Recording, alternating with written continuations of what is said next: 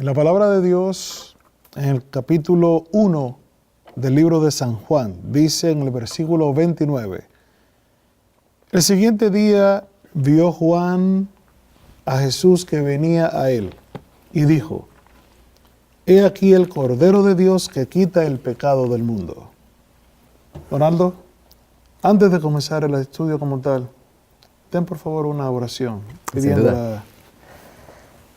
Nuestro Dios y Padre, gracias te damos por la maravillosa oportunidad que nos concedes de llevar tu palabra, Señor, a personas que necesitan saber que hay esperanza, hay consuelo, hay seguridad de vida eterna, de salvación y victoria sobre el pecado en Cristo Jesús. Que nadie de nosotros necesita seguir siendo esclavos del enemigo, estando muertos en delitos y pecados, cuando Cristo Jesús ya hizo por nosotros lo que nosotros jamás pudimos haber hecho por nosotros mismos. Pedimos entonces tu bendición sobre tu palabra, para que ella misma, Señor, despierte en nosotros y en nuestros amigos que nos han venido siguiendo hasta este momento, el deseo de querer saber más de ese Dios maravilloso a quien tenemos por Padre y Salvador. En el nombre de Jesús lo pedimos. Amén. Amén. Después de haber entendido la puerta, o mejor dicho, las puertas que se encuentran en el santuario, ya estamos dentro del atrio y nos encontramos ahora con el altar de sacrificio. Es nuestra primera estación, una vez adentro. Sí, prácticamente, al recordar lo que nos enseña Éxodo, Levíticos, es precisamente esto lo que viene a nuestra mente. Que al pasar la puerta, cosa que ya pasamos, ¿no es cierto? Ciertamente. Estamos dentro. Lo primero que el culpable encontraba era el sacrificio. De paso, Diógenes, era hasta ahí donde el culpable podía llegar. El pecador no podía llegar más adentro. Es allí nada más. Porque los otros departamentos deben ser, él debía de llegar ahí, pero deben de ser actos de fe. O sea, es a través de un representante, es a través de alguien en su lugar que él podía llegar al lugar santo y una vez al año, pues sin duda al lugar santísimo en el día de expiación. Así que lo que vamos a ver a continuación es el altar de sacrificio. Mas no podríamos centrarnos ya en el altar de sacrificio, su significado, sin antes recordar qué es lo que ahí sucedía. Recuerda que el altar de sacrificio era donde se consumía el cordero, la ofrenda por el pecado. Después de ser degollado, él era puesto sobre el altar donde el fuego, y recuerda, ese fuego venía de Dios, ese fuego no era fuego común, no era fuego que Moisés o Aarón su hermano hayan provisto. Ese fuego era fuego del cielo, ese fuego Dios lo concedió y que no se debería de apagar. No debemos de olvidar eso, no era cualquier fuego que consumía a la víctima. Así que no podríamos hablar, como digo, del santuario, del altar de sacrificio, sin que hablemos un poco acerca del Cordero. Vamos a Génesis. Allá recuerdas, los amigos que han visto los temas anteriores de la introducción donde leímos acerca de la caída en el pecado y todo eso, ahora van a tener un concepto más amplio de lo que quisimos decir en los temas anteriores, porque ahora estamos desglosando cada una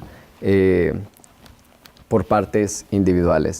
Capítulo 3 de Génesis, versículo 1 al 6 dice, pero la serpiente era astuta, más que todos los animales del campo que Jehová Dios había hecho, la cual dijo a la mujer, con que Dios os ha dicho, no comáis de todo árbol del huerto.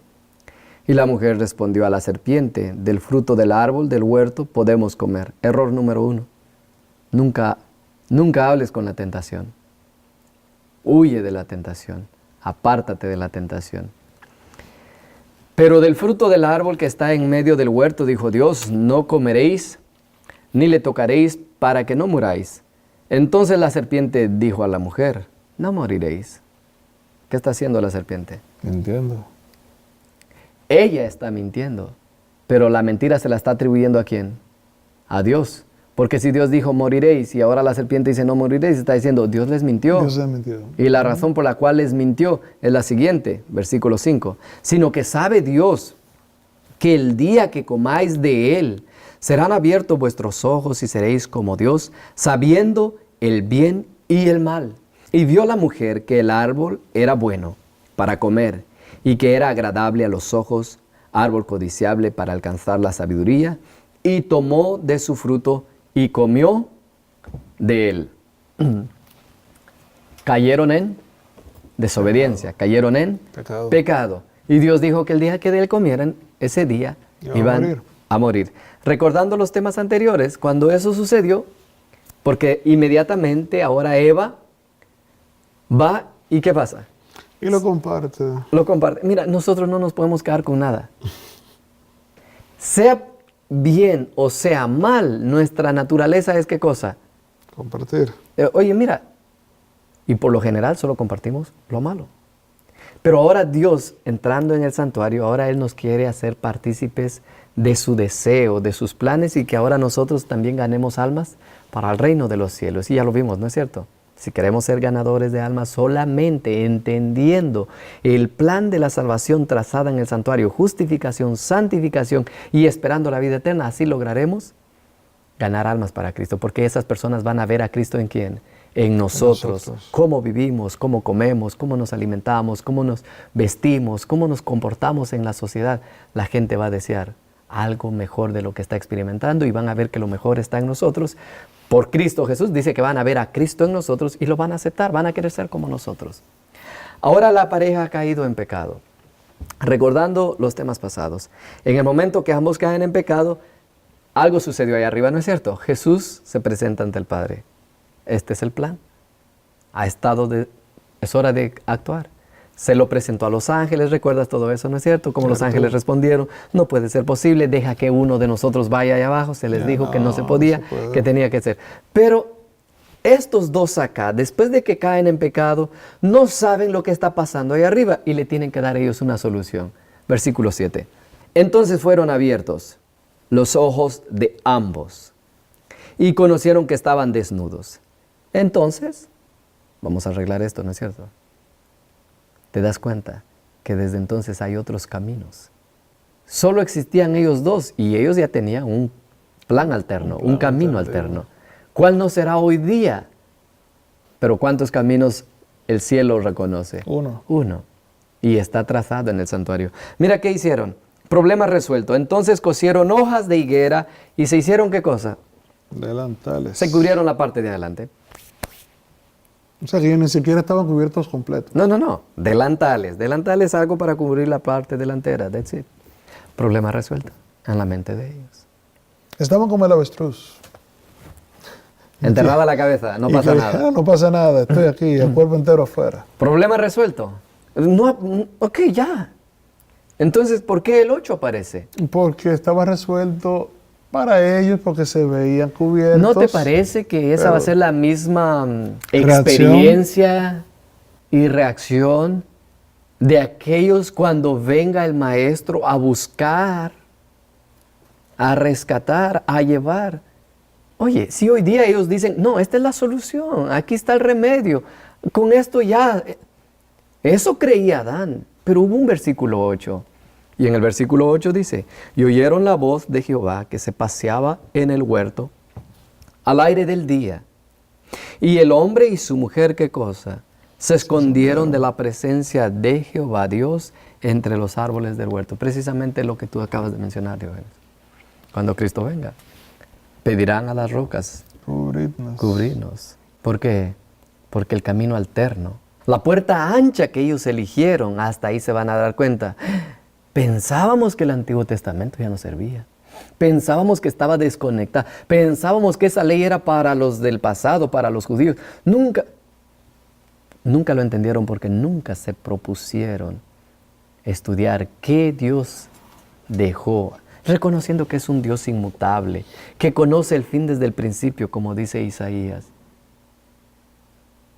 Tristemente será demasiado tarde. Ellos creían problema resuelto, pero ahora se ven ante la cruda realidad que no es ¿cierto? Así que se esconden. ¿Cómo Dios resolvió ese problema? Versículo 21. Y Jehová Dios hizo al hombre y a su mujer túnicas de pieles y los vistió. Ahora el problema para que no mueran está resuelto. Porque simbólicamente se les está diciendo, ustedes quedaron desnudos, pero volverán nuevamente a ser cubiertos por lo que Dios proveerá, no con lo que ustedes están proveyendo. Wow. No con su justicia, con la mía. No de la manera que tú piensas que te vas a salvar, sino con lo que Dios ha Provisto. comienzas a ver lo profundamente necesario de entender el plan de Dios. Es que si no entendemos este plan trazado por Dios para nuestra salvación, para obtener victoria sobre el pecado y para que finalmente seamos coronados de victoria, si no lo entendemos aquí, no tenemos fundamento. Porque esto es terrenal.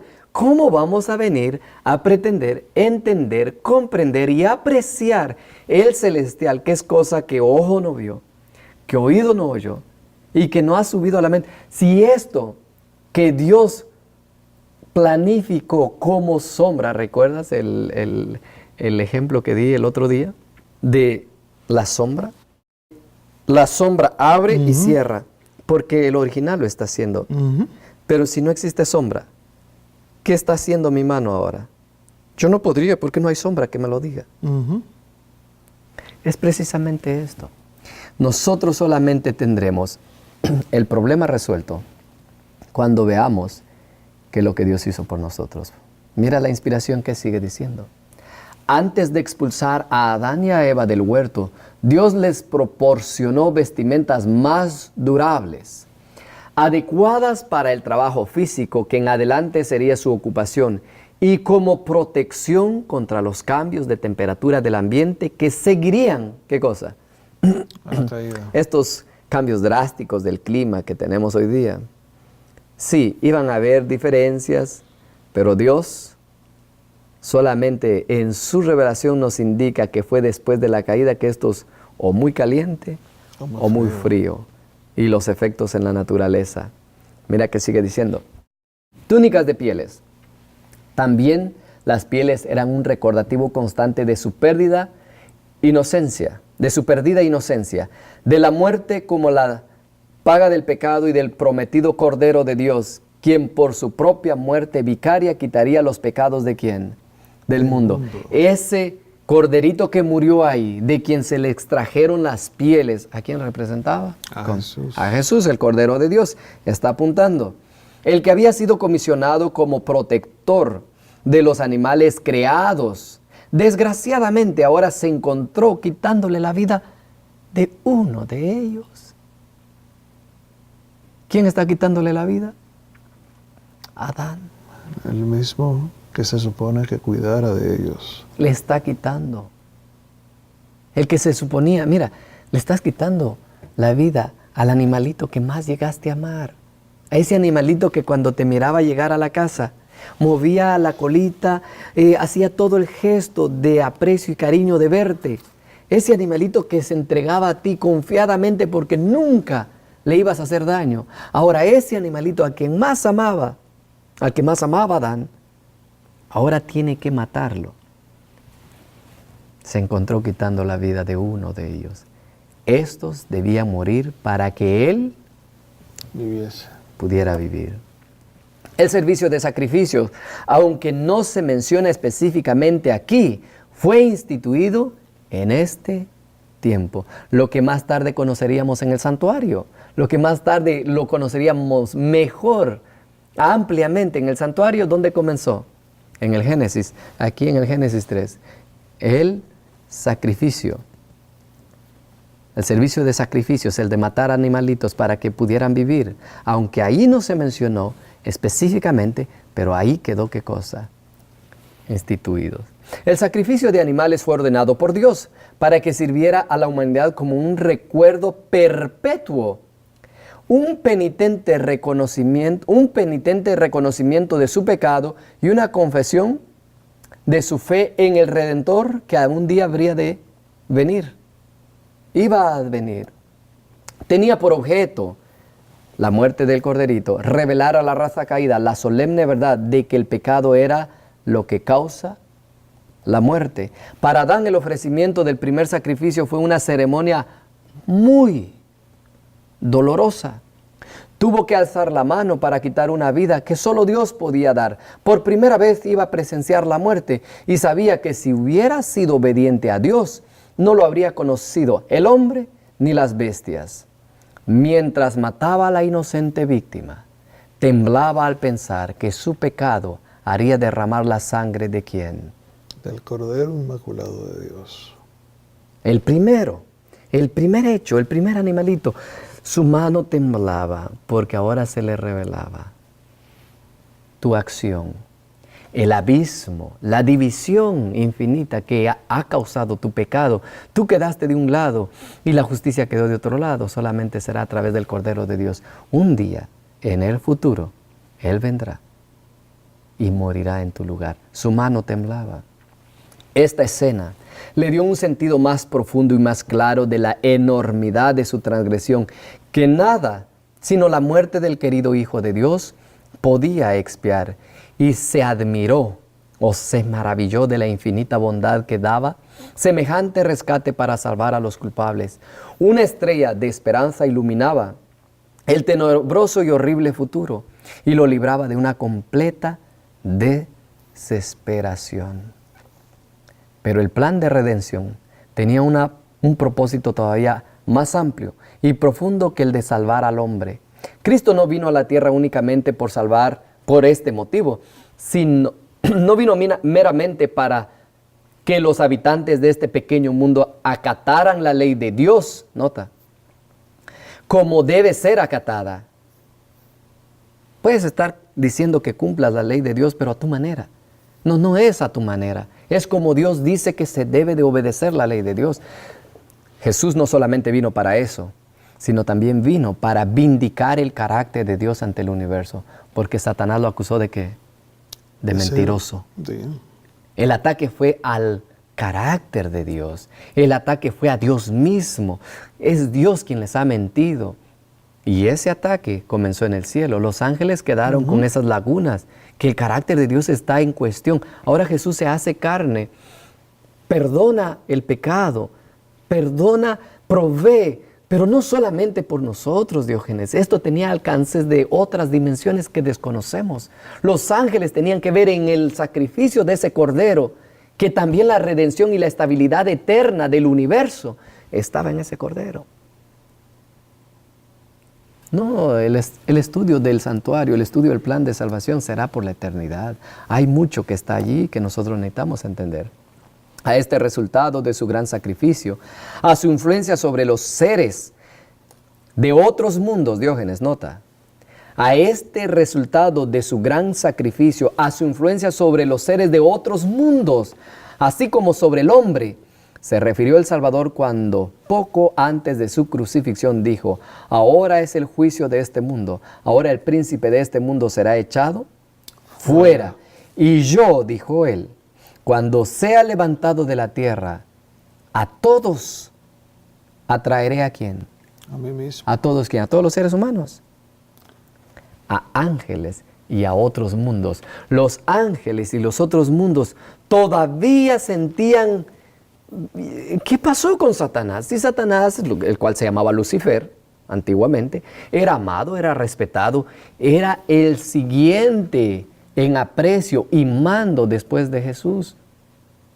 Pero Jesús se tuvo que encarnar para darnos a nosotros la victoria, para traernos de vuelta a donde un día estuvimos, pero también para restaurar la armonía y la paz en todo el universo. Esto va más allá de cualquier comprensión humana.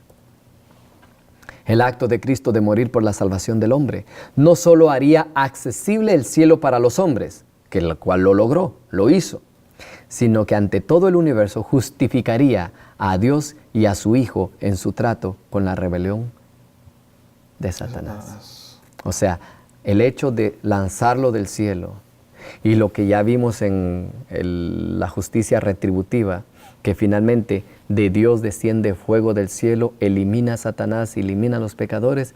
Jesús tenía que venir a la tierra y tomar la forma de hombre y sufrir el martirio para que cuando Dios limpie el pecado y a los pecadores, todos los salvados y el mundo entero, el universo entero, mundos creados, puedan arrodillarse delante de Dios y decirle: justo eres tú, Señor. Qué bueno que los acabaste. Eso es lo que está en juego. Y a Él se hizo Cordero de Dios. Demostraría la perpetuidad de la ley de Dios y revelaría la naturaleza y las consecuencias del pecado. Después de lo leído, entonces, ¿quién es la oveja? Es Cristo La oveja Jesús. primeramente es Cristo Jesús. ¿No es cierto? Porque ya vimos que Él tuvo que morir y a través de ese sacrificio, esa muerte, obtuvimos las pieles con las cuales nos cubrieron. Con la muerte de Jesús nosotros somos perdonados, vestimos ahora de gala. Pero ¿a quién más representa la oveja? Y esa parte, por lo general, la esquivamos. Porque la oveja está muriendo, pero a ella le tocaba morir. No, ¿Quién pecó? el hombre. Entonces la oveja está muriendo en mi representación, en tu me representación. representa a mí. Y nosotros sabemos eso. Salmos capítulo 23 Jehová es mi pastor, nos pone gráficamente de que nosotros estamos representados para Dios como una como una oveja. oveja. Así que, ¿quién tenía que morir ahí? El hombre. El hombre, pero murió la ovejita. Ahora nota qué es lo que dice San Mateo 27. Esto es apasionante. Cuando nosotros descubrimos esto, que la oveja, dice Mateo 27, 50 al 53, 4 versículos ahí. Apasionante, si me lees, Diógenes. 27, 50 al 53 dice: Mas Jesús, habiendo otra vez clamado a gran voz, entregó el Espíritu. Y aquí el velo del templo se rasgó en dos, de arriba a abajo. Y la tierra tembló y las rocas se partieron. Y se abrieron los sepulcros y muchos cuerpos de santos que habían dormido se levantaron. Y saliendo de los sepulcros, después de la resurrección de él, vinieron a la ciudad santa, a la santa ciudad, y aparecieron a muchos. El centurión y los que estaban con él guardando a Jesús, visto el terremoto y las cosas que habían sido hechas, temieron en gran manera y dijeron: verdaderamente este era Hijo de Dios. Wow. Cuando Jesús muere sucede un terremoto. Y para que ampliemos la escena, ¿qué fue lo que pasó allá? Leamos esto, inspirado. Cuando los labios de Cristo exhalaron el fuerte clamor: consumado es, los sacerdotes estaban oficiando en el templo. Era la hora del sacrificio vespertino. La hora que estaba predicha para que Jesús muriera. Exacto, la hora de la tarde, 3 de la tarde, era la hora. ¿Quién iba a morir? El Cordero. El Cordero. ¿El Cordero a quién representa? A Jesús, Bueno, en ese caso. acabamos de verlo que Pero que era el hombre también. la oveja sigue muriendo de forma inocente. El que debía de morir es el hombre. Bien. Nota que dice: habían traído para matarlo el Cordero que representaba a quién. A Cristo. Primariamente. El Cordero representa a Cristo Jesús. Sin embargo, dice: ataviado con sus vestiduras significativas y hermosas, el sacerdote estaba con el cuchillo levantado, como Abraham a punto de matar a su hijo. Pero la tierra tembló y se agitó, porque el Señor mismo se acercaba. Todo era terror y confusión. El sacerdote estaba por matar a la víctima, pero el cuchillo cayó de su mano. En ese temblor, en ese sacudón que hubo, el cuchillo cayó de su mano enervada. ¿Y el Cordero qué cosa? Escapó. Si nosotros vemos la doble aplicación del Cordero, ¿por qué escapó el Cordero? Porque ya no había razón de morir él, porque ya estaba muriendo. A quien él representaba, Representaba. que era Cristo Jesús. Esa es la primera aplicación. Pero si yo también soy el Cordero, está diciendo ahora Jesús: Cordero, no necesitas morir. Diógenes, Donald, ya no necesitas morir. ¡Pum! Hazte un lado, ahora yo voy en tu lugar. Wow. Porque la oveja me representa a mí, yo tenía que morir. Hazte un lado, yo ocupo tu lugar. El símbolo había encontrado en la muerte del Hijo de Dios la realidad que prefiguraba primariamente, porque era a Jesús, el Cordero de Dios, a quien prefiguraba. Así que, ahora al entender a quién representaba el Cordero, estamos listos para hablar acerca del altar de sacrificio. ¿Qué te parece?